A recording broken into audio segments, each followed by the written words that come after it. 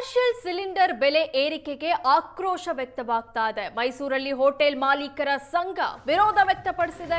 ಚುನಾವಣೆ ಆಗೋವರೆಗೂ ಸುಮ್ಮನಿದ್ದು ಈಗ ಏರಿಸಿದ್ದಾರೆ ಅಂತ ಅಸಮಾಧಾನ ವ್ಯಕ್ತಪಡಿಸಿದ್ದಾರೆ.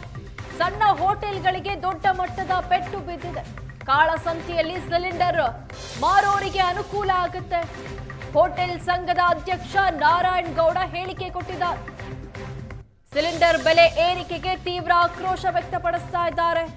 ಸಣ್ಣ ಹೋಟೆಲ್ಗಳಿಗೆ ದೊಡ್ಡ ಮಟ್ಟದ ಪೆಟ್ಟು ಬಿದ್ದಿದೆ.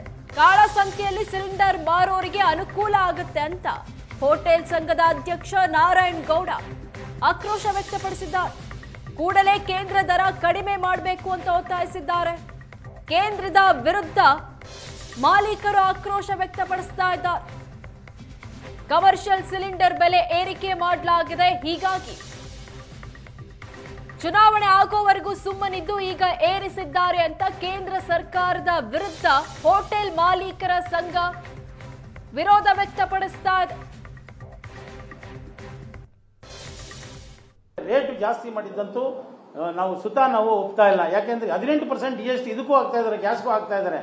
ಆ GST 18% ಅಂದ್ರೆ 540 ರೂಪಾಯಿ ಆಗುತ್ತೆ ಒಂದು ಸಿಲಿಂಡರ್ಗೆ. ಅದನ್ನಾದ್ರೂ ಉಳಿಸ್ಲಿ. 540 ರೂಪಾಯಿ ಒಂದು ಗ್ಯಾಸಿಂದ GST ತಗೊಳ್ತಾರೆ. ಪ್ರತಿಯೊಂದರಲ್ಲೂ GST ತಗೊಂಡು GST ಅಂತ ತಗೊಳ್ತಾ ಇದ್ರೆ ಕೋಟ್ಯಾಂತರ ರೂಪಾಯಿ GST ಬರ್ತದೆ. GST ಮಾಡಿದ್ಮೇಲೆ ಕೇಂದ್ರ ಸರ್ಕಾರಕ್ಕೆ ಮತ್ತೆ ರಾಜ್ಯ ಸರ್ಕಾರಕ್ಕೆ ಸಿಕ್ಕಾಪಟ್ಟೆ ಆದಾಯ ಜಾಸ್ತಿ ಆಗಿದೆ. ಆದ್ರೆ ಈ ಆದಾಯ ಸಾರ್ವಜನಿಕರಿಗೆ ಈ ಗ್ಯಾಸ್ ಜಾಸ್ತಿ ಮಾಡೋದ್ರ ಮೂಲಕ ಕೊಡೋ ಬದಲು ಜಾಸ್ತಿ ಮಾಡದೇನೆ ಅದೇ ಕ್ರೋಢೀಕರಿಸಿ ಇದ್ದಿದ್ರಲ್ಲೇನೆ ತೆರಿಗೆ ತಗೊಳ್ತಾರಲ್ಲ ಅದರಲ್ಲೇ ಕ್ರೋಢೀಕರಿಸಿಕೊಂಡು ಅವ್ರು ಮಾಡ್ಬೋದಾಗಿತ್ತು.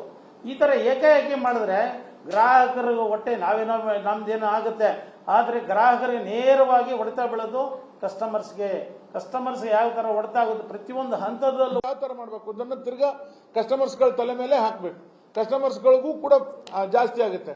ದಿನನಿತ್ಯ ಹೋಟ್ಲ್ಗಳನ್ನ ನಂಬ್ಕೊಂಡು ಕಸ್ಟಮರ್ಸ್ಗಳು ಇದ್ದಾರೆ. ಮನೆಯಲ್ಲಿ ಬೆಳಗ್ಗೆ ಒಂದು ತಿಂಡಿ ಮಾಡಿಕೊಂಡು ಮಧ್ಯಾಹ್ನ ಊಟ ಸಾಯಂಕಾಲ ಊಟ ಎಲ್ಲ ಹೊರಗಡೆನೆ ಮಾಡುವಂತ ಕಸ್ಟಮರ್ಸ್ಗಳಿಗೆ ಖಂಡಿತವಾಗಿ 1,000 ರೂಪಾಯಿ ಒಂದೇ ಸರ್ತಿ ಜಾಸ್ತಿ ಮಾಡಿಬಿಟ್ರೆ ಇದನ್ನ ಯಾವ ಹೋಟ್ಲವ್ರಿಗೂ ಬೇರ್ ಮಾಡಕ್ ಆಗೋದಿಲ್ಲ.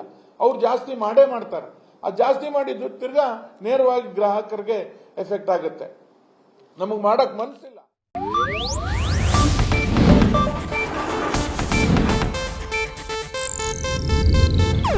ಇದು ಏಷ್ಯಾನೆಟ್ ನ್ಯೂಸ್ ನೆಟ್ವರ್ಕ್ ಪ್ರಸ್ತುತಿ.